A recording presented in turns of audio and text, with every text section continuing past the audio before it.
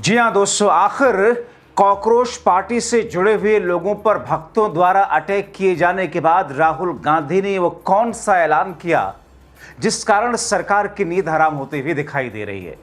स्वागत है आप सभी का। आप देख रहे हैं द राजनीति का विशेष सेगमेंट खबर और विश्लेषण। मैं हूं जब्बार खान।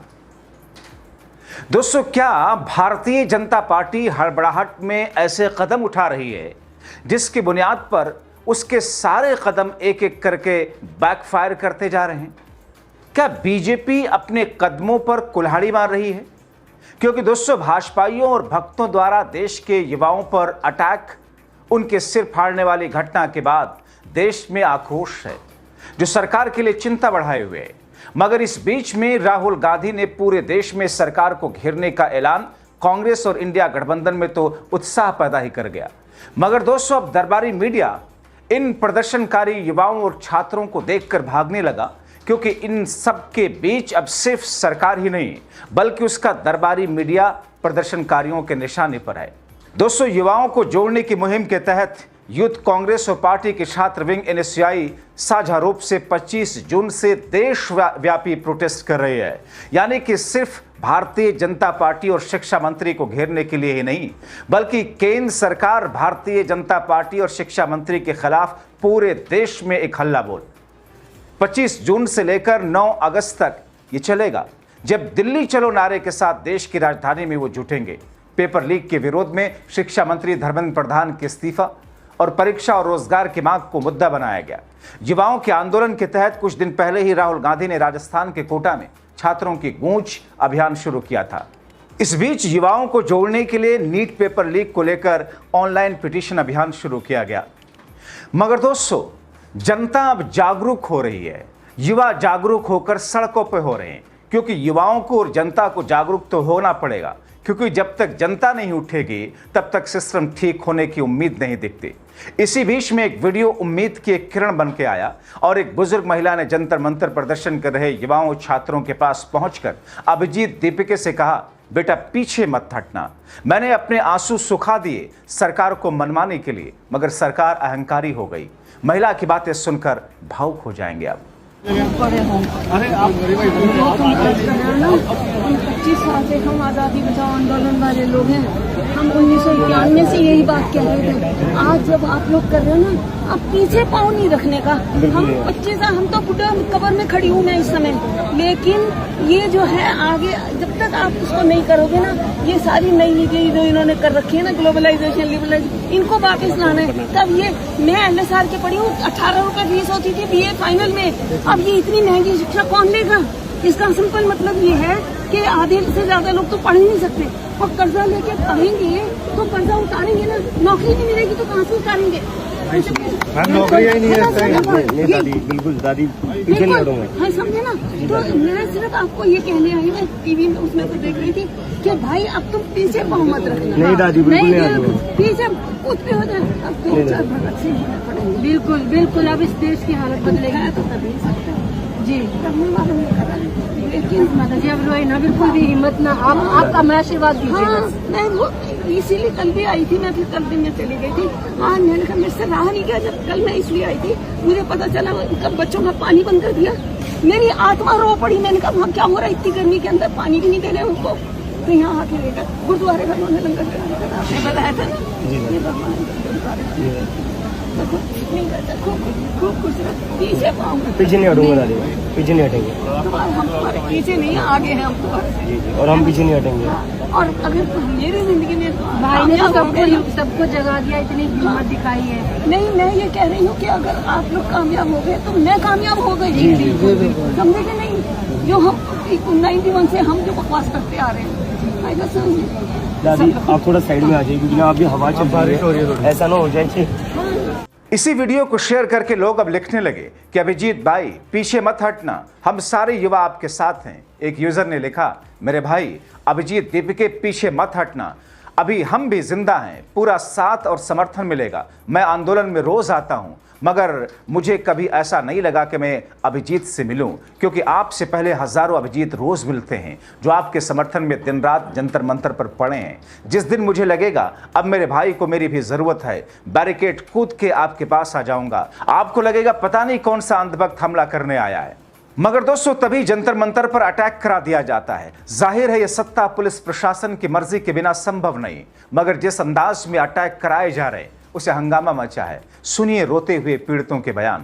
थोड़ी देर पहले यहाँ पर कुछ गंदे लोग आए थे, लेकिन अंधभक्त आए थे और पूरी टीम बनाकर आए थे। उन्होंने पापा पे हमला किया और उनको बहुत ज्यादा चोट लग गई है।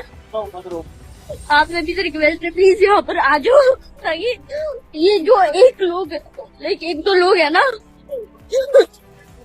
आ जाओ ना। इनको सिर्फ नाम का पकड़ रखा है, लेकिन उन्होंने हमला पापा में बहुत सारे लोगों ने मिलकर किया था और उनका 3 जगह सर फटा हुआ है। आ जाओ। तो प्लीज आई रिक्वेस्ट वीडियो की यहाँ पर आ जाओ। इसीलिए ऐसे समय में जब योगी के नाक के नीचे सीएम हाउस के चंद कदमों की दूरी पर अवैध कोचिंग सेंटर में भीषण आग ने 15 से ज्यादा जिंदगियां लीन ली। योगी पहुंचे थे माइक लेकर भाषण करने, सामने से महिलाएं और पीड़ितों ने कह दिया आप बंद कीजिए भाषणबाजी, आप ऐसी बातें करने आए। मगर उस पर भी योगी कैसे तिलमिलाकर कहते हैं नौटंकी बंद करो। ये एक दुखद घटना है। दुखद घटना में ये नारेबाजी बंद कर दें। अभी मैं बोल रहा हूँ, इस बात को नोट कर लो। नौटंकी बंद करो। ये एक दुखद घटना है और दुखद घटना के समय शोक संतप्त परिवारों के प्रति। हालांकि दोस्तों यहां पर एक एडिशनल जानकारी आपको देता चलूं कि इसी वीडियो को एक पत्रकार द्वारा शेयर करने के बाद रोहित सिंह नाम के एक यूजर ने उसी ट्वीट को शेयर करते हुए लिखा प्लीज टेक द एक्शन। इस हैंडल्स ने मुख्यमंत्री के भाषण के लखनऊ घटना पर छोटे से क्लिप को गलत संदर्भ में दिखाया है और लिखा है लोगों को भड़काया जा रहा है, महोदय कृपया इस संदर्भ में एक्शन लें, ये यूपी की छवि खराब करने की साजिश है। मगर तभी कांग्रेस के योद्धा ने बीजेपी पर प्रहार करते हुए कह दिया प्रधानमंत्री से उम्मीद मत करना वो कुछ बोलेंगे, विदेशों में मेलोडी, घर में झालमुड़ी खिलाएंगे और उनके मुख्यमंत्री जमीनें खाएंगे, दान की चांदी सोना निगल जाएंगे, जैसे यूपी में जैसा हो रहा है। और आरएसएस की भाषा में कहें तो अयोध्या उज्जैन तो झांकी है, अभी मथुरा काशी बाकी है। वहां भी लूटने का इंतजाम है, वहां भी कॉरिडोर बन रहा है। एक मंदिर पूरे देश में सीधा संघ की देखरेख में है, वो अयोध्या। देखो वहां क्या हाल है, एक मंदिर। दूसरा मंदिर उज्जैन का, जहां से कॉरिडोर बन रहा है, संघ की सरकार है वहां। देख लो वहां क्या हो रहा है। ऐसे में सत्ता सरकार तो अपने अंदाज में ही है और कहीं ना कहीं इसका सबसे बड़ा मुजरिम टीवी मीडिया भी है। और उसी टीवी मीडिया को लेकर के देश के युवा छात्र ने किस तरीके से प्रहार किया, दौड़ाया कैसे, अपने शब्दों के जरिए जरा सुन लीजिए।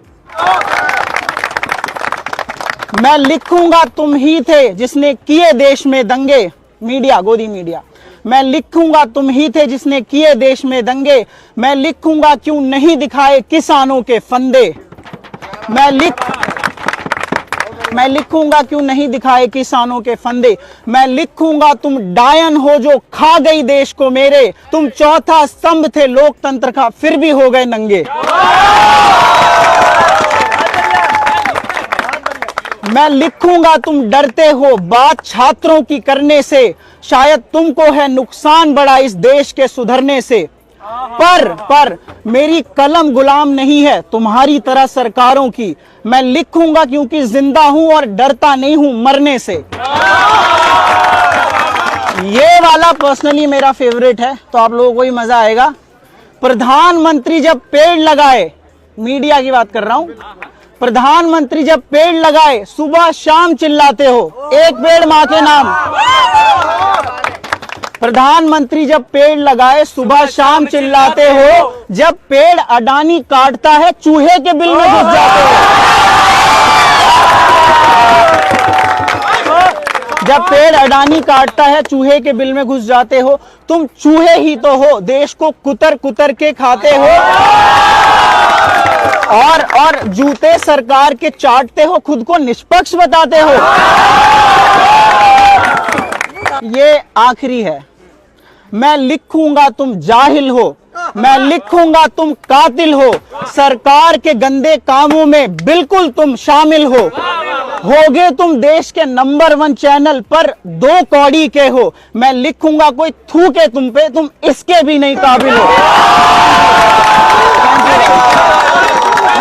तो फिर आगे क्या, इंतजार कीजिए। लेकिन जरूरी है कि देश का हर एक नागरिक, देश का युवा, बुजुर्ग, किसान, खेतिहर मजदूर, महिला, हर कोई जागरूक हो। उसे पता होना चाहिए कि वो कौन सा कदम उठा रहे हैं, चुनाव में किसको वोट करते हैं, और जिन हुक्मरानों को बैठा रखा है वो उनके हक के साथ किस तौर पर डाकाजनी कर रहे हैं। आप क्या सोचते हैं, अपनी राय कमेंट बॉक्स में जरूर लिखें।